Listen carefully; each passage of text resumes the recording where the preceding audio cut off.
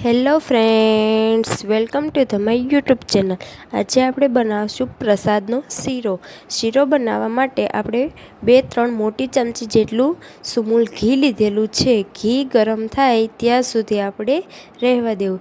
ઘી ગરમ થાય એટલે તેમાં 2 થી 2.5 કપ જેટલો રવો યાની કે સૂજી નાખેલો છે. સૂજીનો હલવો ખાવામાં એકદમ સરસ રીતે બને છે.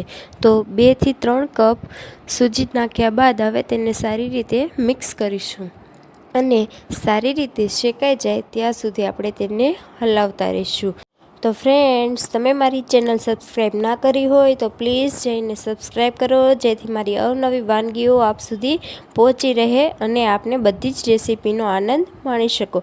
તો તમે જુઓ છો કે આપણો રવો શેકાઈને તૈયાર થઈ રહ્યો છે. ધીમે ધીમે ઘી ઉપર આવી રહ્યું છે. ત્યાં સુધી આપણે સાઈડના બીજા ગેસ પર દૂધ ગરમ કરવા મૂકી દઈએ. ગરમ દૂધ શીરામાં નાખવાથી શીરો એકદમ સોફ્ટ બને છે.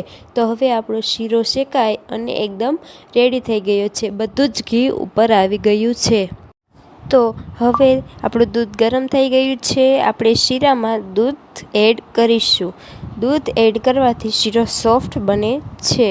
હવે તમે જોઈ શકો છો આપણો શીરો ફૂલીને એકદમ રેડી થઈ ગયો છે. હવે આપણે તેમાં 2 મોટી ચમચી જેટલી ખાંડ એડ કરીશું. તમે તમારા ટેસ્ટ પ્રમાણે ખાંડ એડ કરી શકો છો.